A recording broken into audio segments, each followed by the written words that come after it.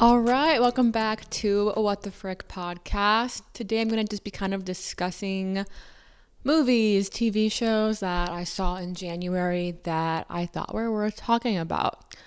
I think this is fun because in my end of year podcast, I usually discuss things that I saw, but I forget a lot of the time. So I'm going to keep a list now of everything that I think is worth mentioning for each month and kind of do a little review on them. So this will kind of become like a monthly thing at the end of the month. So I hope you guys enjoy it. I'm going to start it off by discussing the new Mean Girls movie. For those that don't know, it is like an adaptation of the Broadway musical. It's not a sequel. It's not it's kind of a reenactment, but it's a musical. And they break that fourth wall. They're singing a lot, obviously, and a lot of people on the internet were complaining about how horrible it was because it wasn't literally a remake of the first movie. And to each their own, but I loved this movie. I'm a huge fan of musicals. I love Broadway. I love Renee Rapp. I loved it so much. But to those of you that did not know it was a musical, did you not watch the trailer?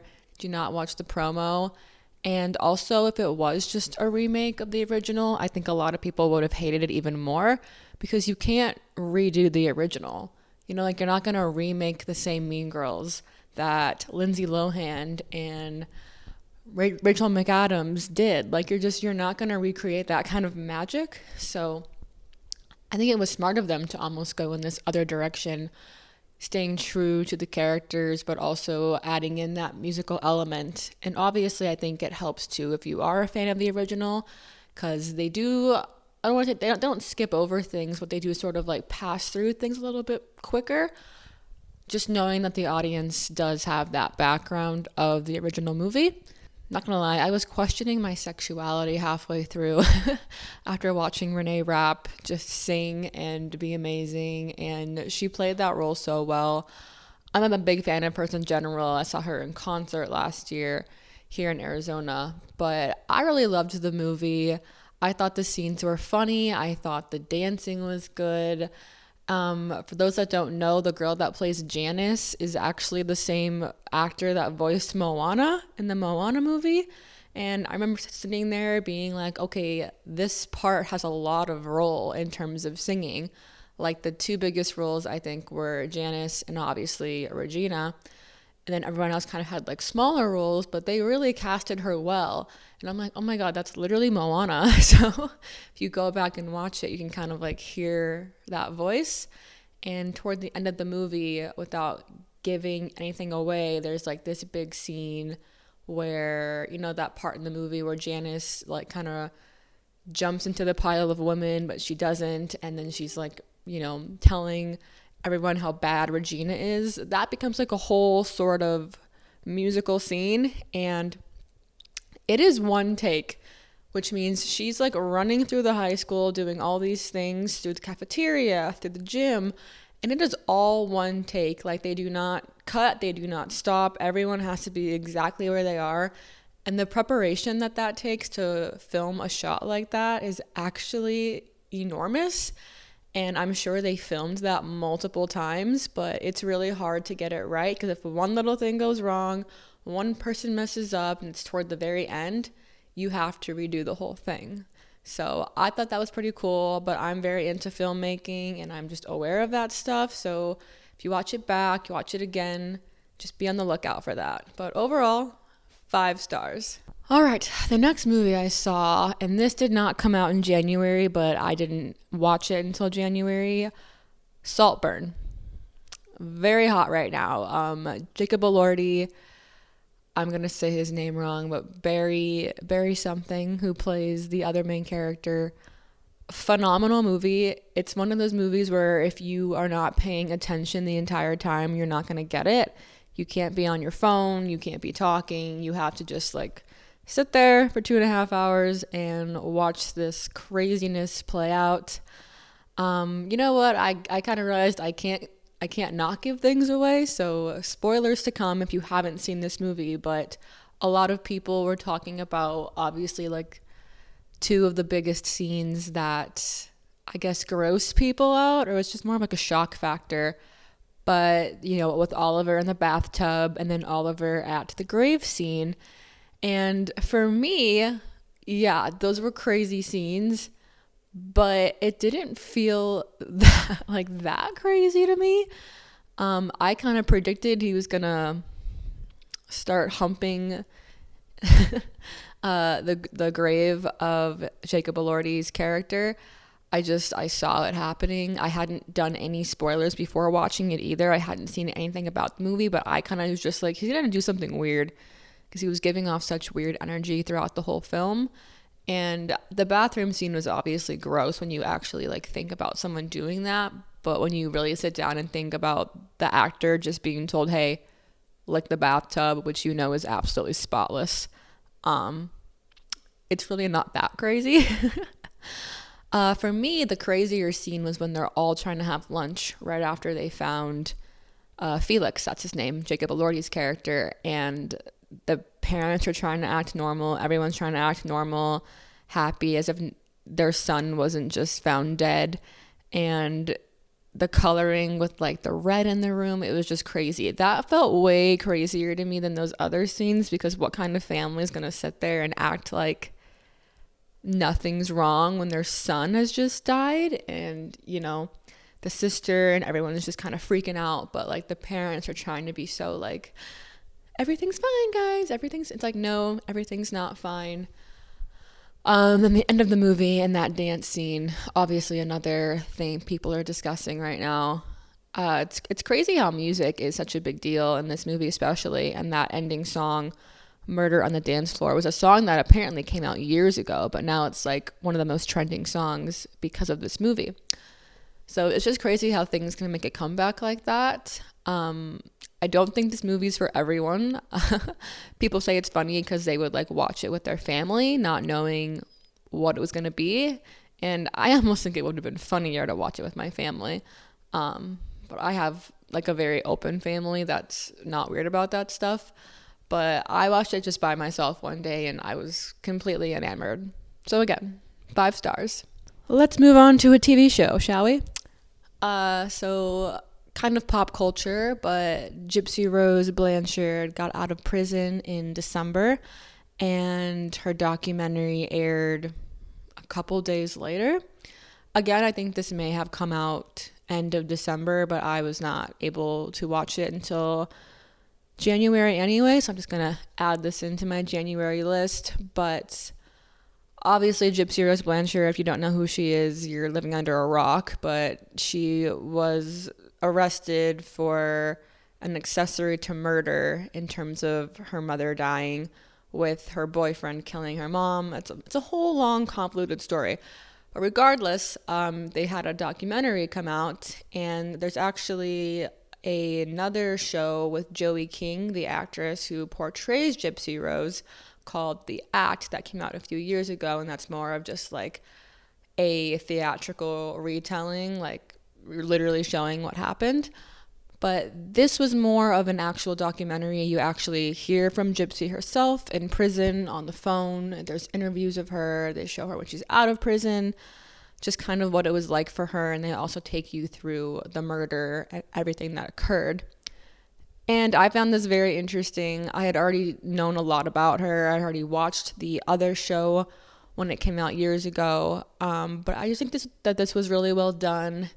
And seeing Gypsy now versus when all this was happening to her, it's crazy to see how different she looks.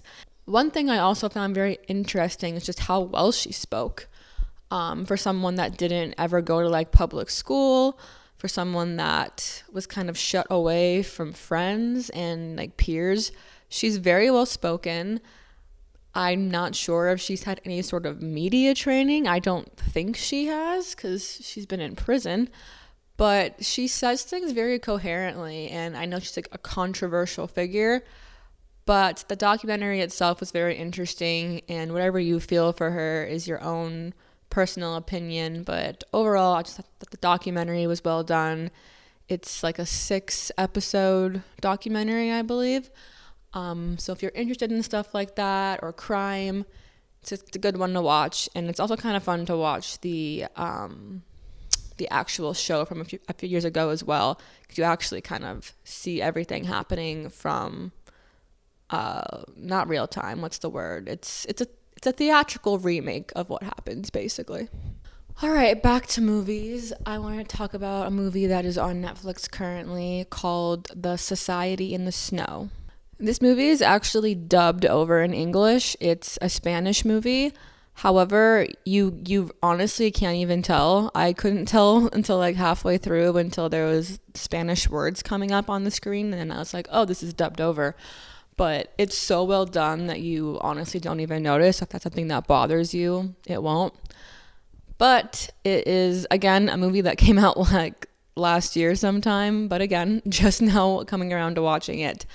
But basically, it's a movie about the plane crash of this, Uruguayan rugby team in the Andes Mountains from like the 70s. And I had never heard of this story, but this is a true, like what I just said about Gypsy Rose. This is a whole movie, not a documentary, like actors portraying the real people. You see the plane crash, you see it all happen. It's one of those movies that's kind of like a thriller, only like you really don't get a chance to breathe. It's a pretty long movie as well. It's well over 2.5 hours, but it is so well done. I know it was also nominated for an Oscar, which is coming up soon, so I hope it wins something. But it just kind of leaves you on the end of your seat. You see, the formalities of them saying bye. You see the actual plane crash happening, and there's a ton of plane crash type movies out there, but I've never seen one done in this way where it actually seems so realistic as to this is literally what would happen. It's usually just like the plane crashes, black screen, like panic.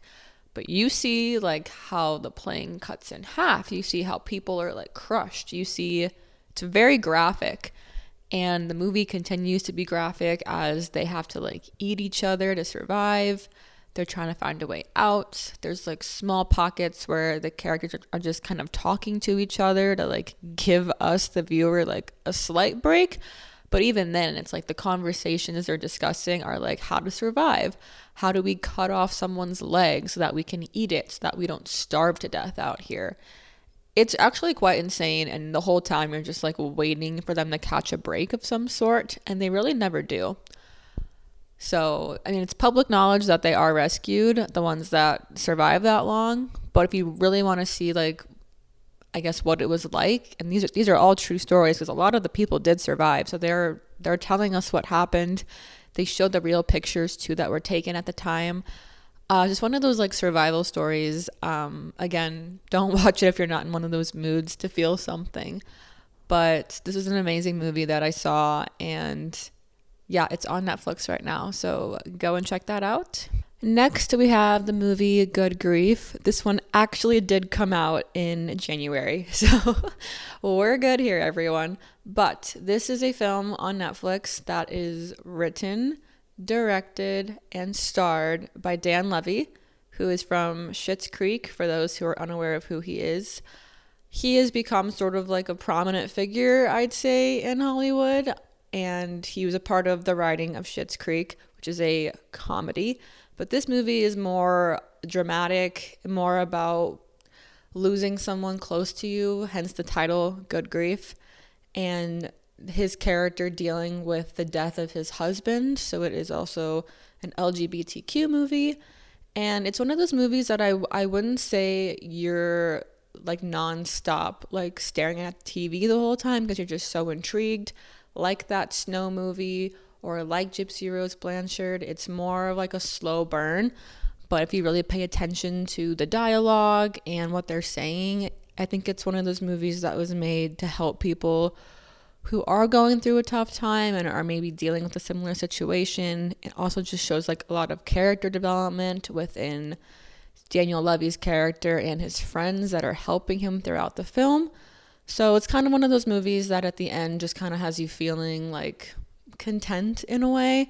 I will say I wasn't, my eyes weren't glued to the screen, like I said, but it was very well done. And I love a movie where someone's doing everything. Like they wrote it, they produced it, they directed it, they starred in it. I'm always like, aren't you tired? But he's kind of known for that, and I'm a big fan of his. So that is a nice movie to watch on Netflix as well.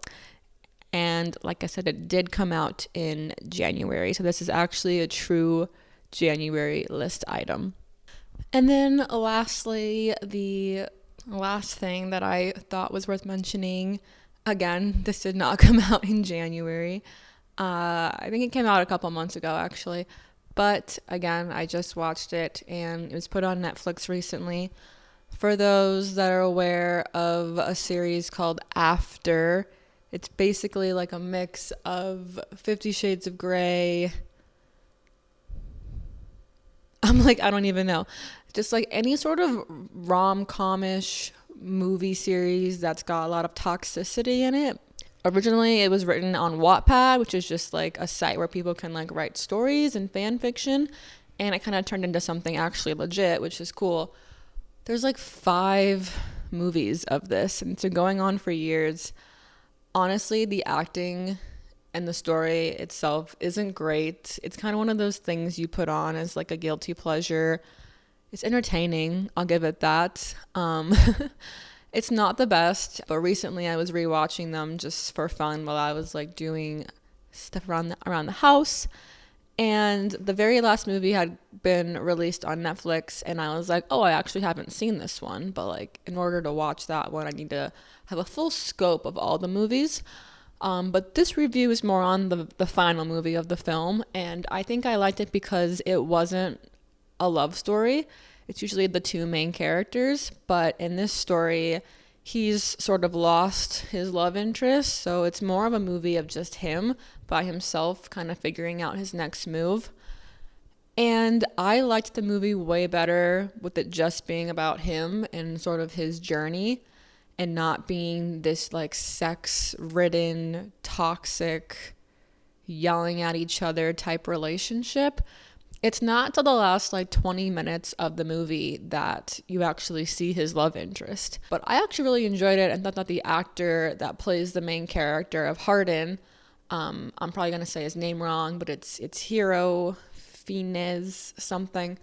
Very good looking guy, by the way. I actually thought he really shined, and he did really well portraying this character. And I think a lot of people sort of depend on having those sex scenes, those relationship scenes, but again, this is more a movie just about his journey and him kind of figuring out what he wanted and how to get there. And I was glued the whole time. Usually I'm like, this is boring, this is lame, whatever, but it was actually like worth watching for me. So if you're someone that's into those sort of type of movies, the first couple are kind of hard to get through, but they aren't entertaining. But if you make it to the actual end of the series, the last movie is actually very nice and worth watching. And there's actually some interesting lessons in there that I found very appealing. So that kind of wraps that up. But this is a fun little mini episode. Hope you guys enjoyed it. I have some guests coming on in the future that I'm excited to share with you. Again, I'll be doing this every month, just sort of keeping a little log of things I watched. Again, they won't always be stuff that came out in that direct month. I try to do well with watching new stuff as it comes out, but we get busy. We all have lives. We all have things to do, and I probably will have something on my list, whether it's from this month or even like last year now. But just keep in mind that I'm just sharing things with you guys, and I think it's very fun. So thank you all for listening to this little fun episode, and I will see you guys soon. Bye.